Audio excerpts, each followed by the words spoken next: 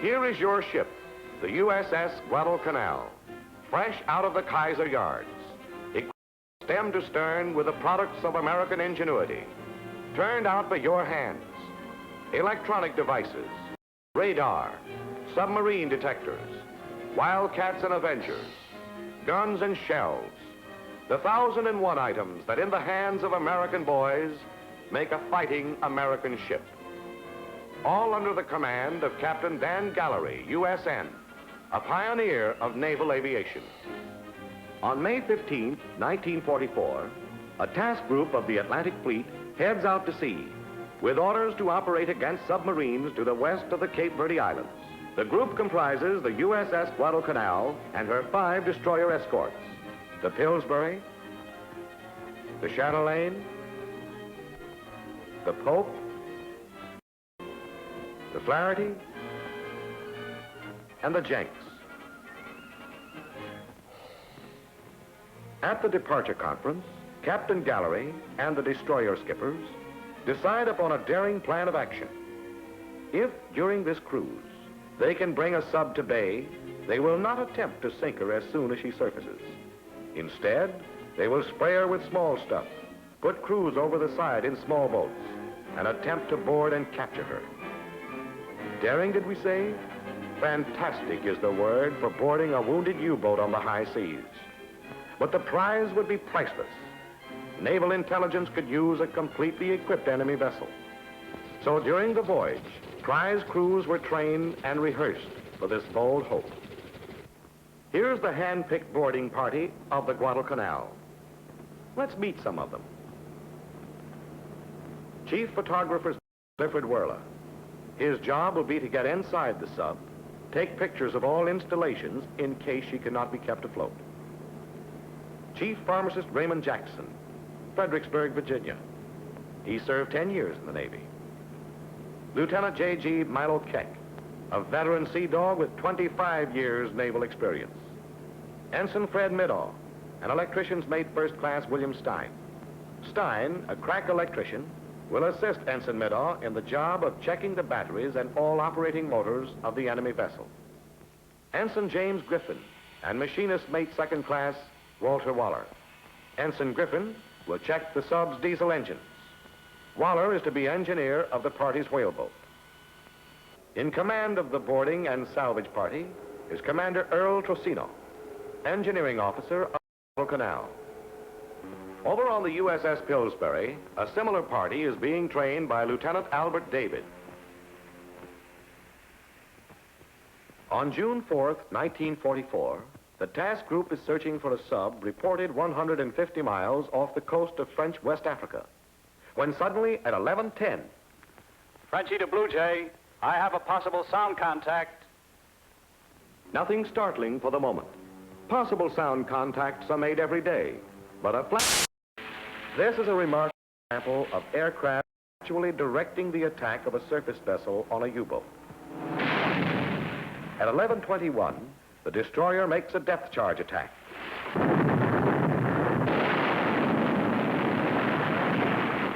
All ships are at battle stations, and all eyes are glued on the Chatelaine. The guns of the task group are loaded with anti-personnel rather than armor-piercing ammunition. At 11:22 and a half, the wounded U-boat surfaces right in the middle of the task group. Commence firing. The planes open up first.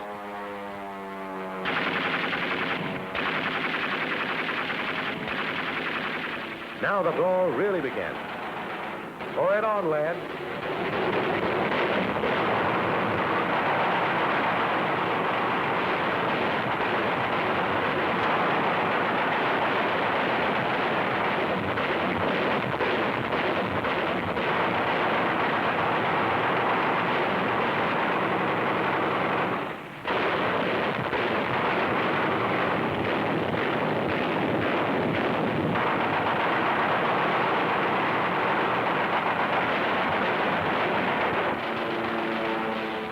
Firing away all boarding parties, the Nazis are scrambling overboard. There are the Nazis in the water in their rubber rafts.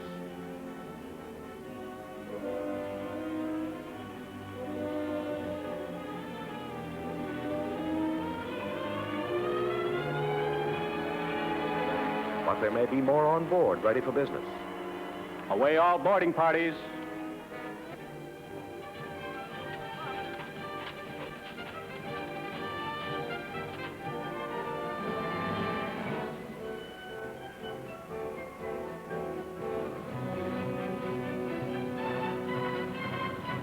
The sub's rudder is jammed, and she is running in a tight circle to the right. But the planes are all set to open up if she makes a false move. This is it. For the first time since 1815, the United States Navy boards a foreign enemy man of war on the high seas.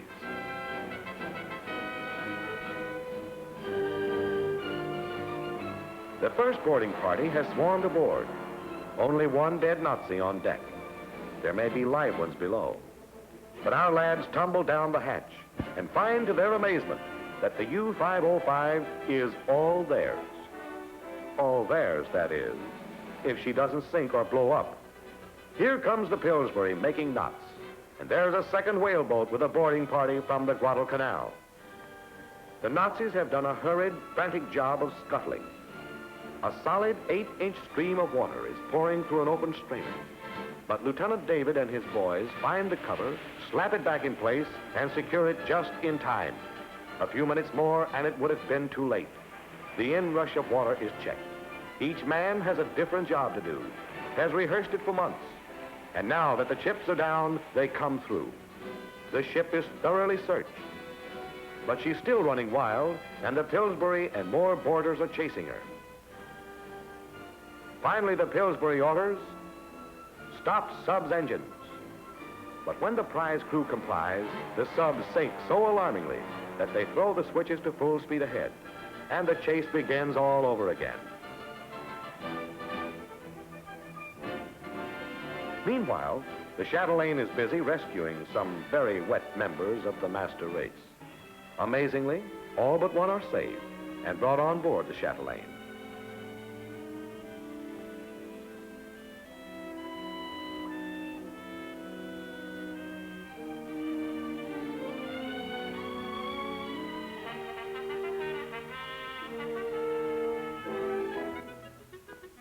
Dry clothing and cigarettes are passed around.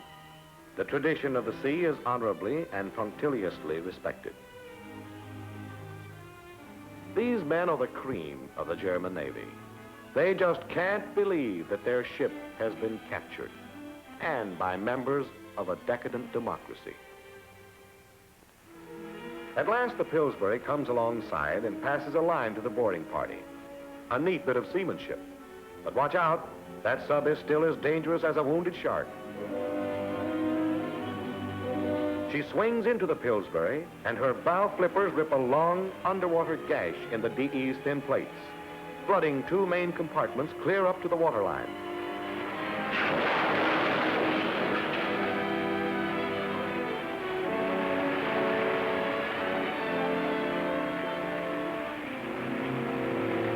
The destroyer has to cut loose and back clear. The Pillsbury radios, sub says she has to be towed to stay afloat, but we don't think a destroyer can do it. So the Guadalcanal heads over and says on the TVS, "Destroyers stand clear. I'm going to take her in tow myself." Now we'll see whether this aviator skipper can handle a ship.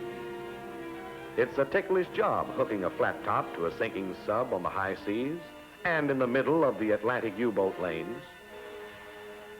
Look how far down she is. They've closed the hatch to keep the swells from pouring down on the boys working inside. If she goes down now, they all go down with her. Let's get that line out. There it goes, the messenger line with the big tow line at the end of it. This is a job to test the mettle of veteran seamen. And 4 out of 5 of those boys on the sub's forecastle are green. But there is no fumbling.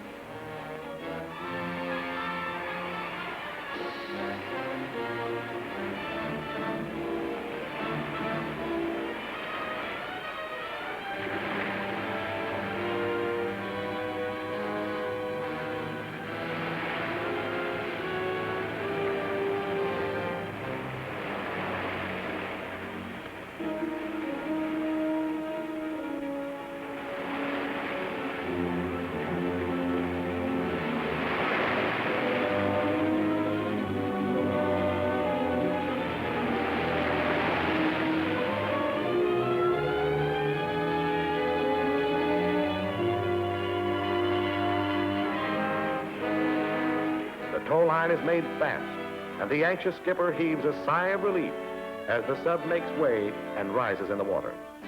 She is safe again, for the time being, and under a new flag.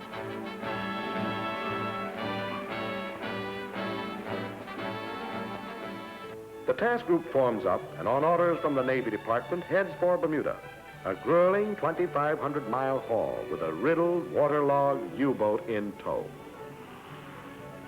Normal flight operations are resumed and carried on day and night, despite the greatly reduced speed of the Guadalcanal. At times, there are only 15 knots of wind across the flight deck, and it's axiomatic that a flyer has to have 25 knots to land on a baby flat top. But these pilots land anyway, and without an accident.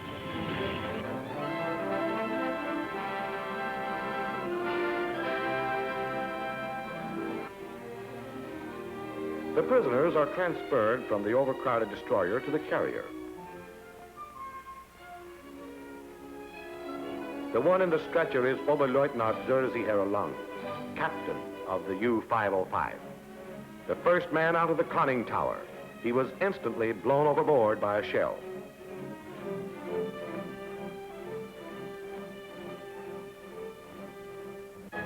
During the voyage, they're brought on deck for exercises.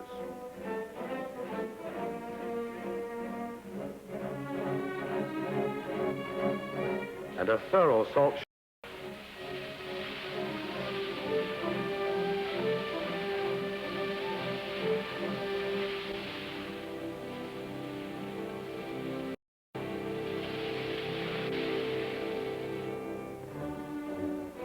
On the 7th of June, the fleet tug Abnaki joins up, and the tow is transferred from the Guadalcanal.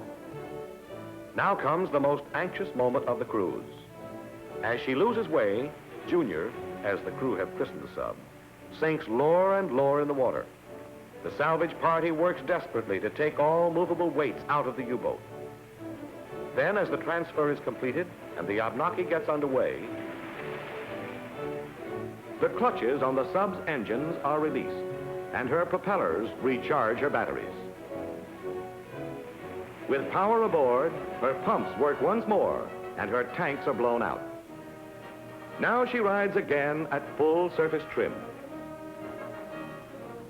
On June 19th, the U-505 was towed into Bermuda, and there remains as a prize of war, one less wolf to hunt with the pack.